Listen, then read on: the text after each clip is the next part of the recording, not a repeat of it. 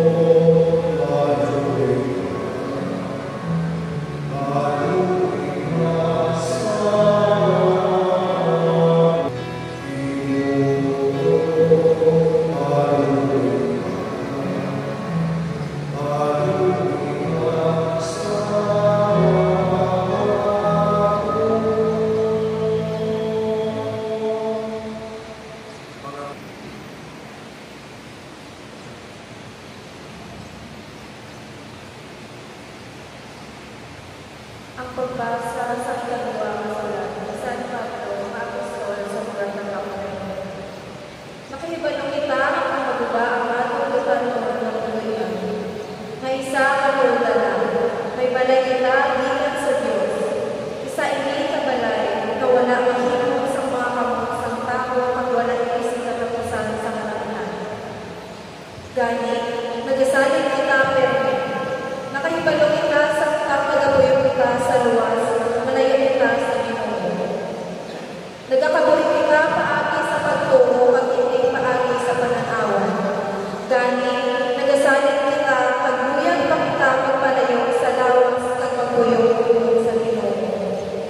Tungod sini, isa nagabuyo kita sa atong pagkayan tungkol malayo sa sini. Ginatuyo nanon ang pagpaghamuon sa iya.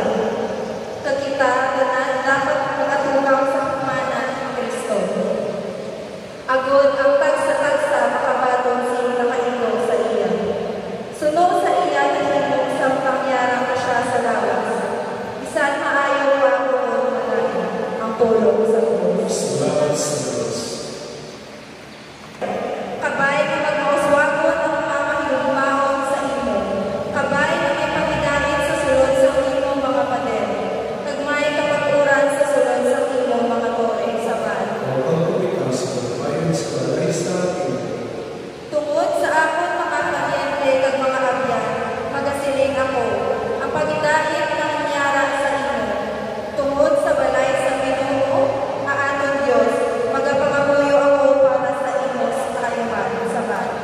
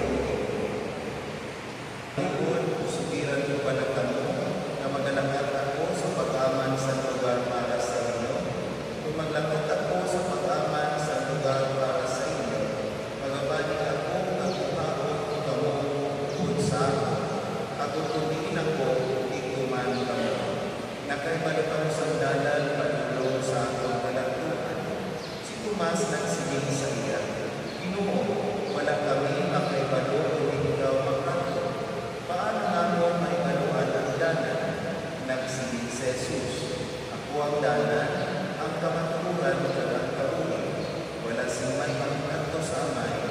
inyong paagi sa akin. Ang Ebanghelyo sa amin.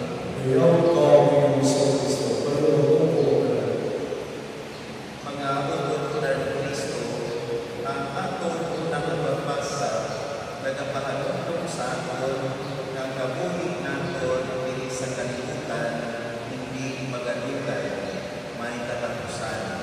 Si San Pablo sa sulat sa mga taga-Korinto, kung matapos na ang pagbutan ng kabuhian sa katulitan, kung siningon, temporary, ang kulda, temporary. Kung hindi na pinakaklan, ipuso na. So, si San Pablo, subok sila ang atong butan ng kabuhi, may katapusan. Kaya ginapapaklo, may kumanapos na ini, nagutan ng kabuhian, may palayag sa namin, na naghibo sa Diyos. Si Jesus sa atong gospel, pinapalayag niya sa mga kabuhian na siya mismo ang mag-aaman sa kabuhian natin dito sa namin. Kung silingon, ang simenteryo, hindi ang atong katapusan na pagdunan, kundi ang katapusan na pagdunan sa tao, kundi ang sino man na nagatubo sa Diyos, hindi magpabiling simenteryo, kundi magkakabuhi ukol sa Diyos. Dito sa lahat, ako na ang kay Kristo ang pinatuto sa atin sa Ginoo, na hindi kita dapat magkabala. Hindi kita magpalibog sa mga pagpaputang sa siningang kalimutan, tungkol kay hindi kita kadaliri. Isa anuman natin ang pag-acquire sa mga utang sa siningang kalimutan, bayaan lang natin. Hindi natin ang madalang. Isa ano, kita ka magkaroon. Hindi natin madalang at umangkan. Kung tinggalan ang manawas, hindi natin madalang. Magkakaroon. Kaya, kung hindi natin tinggalan ini o hindi natin madalang, kung silingon, kita makakagad singkat kung mapanahon sa mga pagkabutan na magkakaroon ang natanda ng pagusing taas o malawin na panahon, amo ang mga utang na namin ang atong relasyon sa Diyos. Kaya ang hinangang pag-ibig. Kaya sinigisan Pablo kung matapos ang namin ng tuwinan, magkatubang kita sa kanan ng Kristo, mag-aungan kita. Kaya, gabay pa na kung mag-aungan ang pagtutok sa atong pag-ibig, malibayong kita ang kabatikan na magasining ang Ginoo, magkatubang kita sa balay sa Diyos. Ang mga tao na makatanto sa balay sa Diyos, ang lamang yan ng mga tao na nagsunod sa pagbubuon sa Diyos. Ano ang pagbubuon sa Diyos? Magbubuhan simaan. Magbubuhan sa pagbubuon, sunod sa Diyos, suko sa Diyos. Kaya kita, pagkakapon, panunong sa kamatayon. Subok pa lang, parang natin. Tumugay ang pinagkabali kung saan tumagabon ang kontikon. Tumagabon din man, hindi na kita masobrasa. Tumugay ang marado. Kaya wala naman sa kina-deserve sa the same way, sa ating Espiritu, sabay pa na mapapasok kita sa isang na pag-aarap sa Ginoo sa atin. Paliwan ng Ginoo.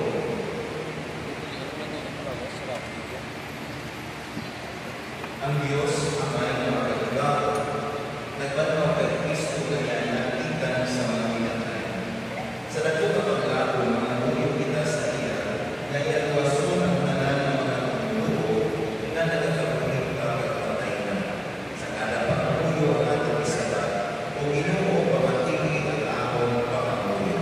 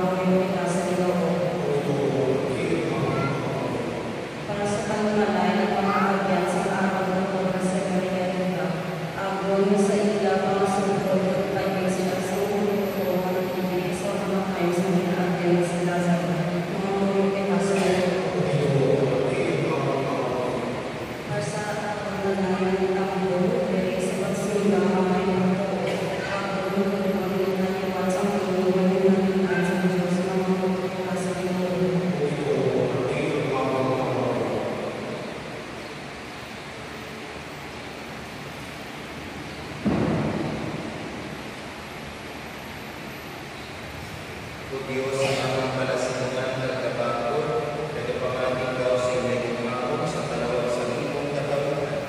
Kapati ang mga pangaluyo upang inaanan para sa mga pagkukulo ng dalaga. Hindi sila sa ilang mga sana, natatawag.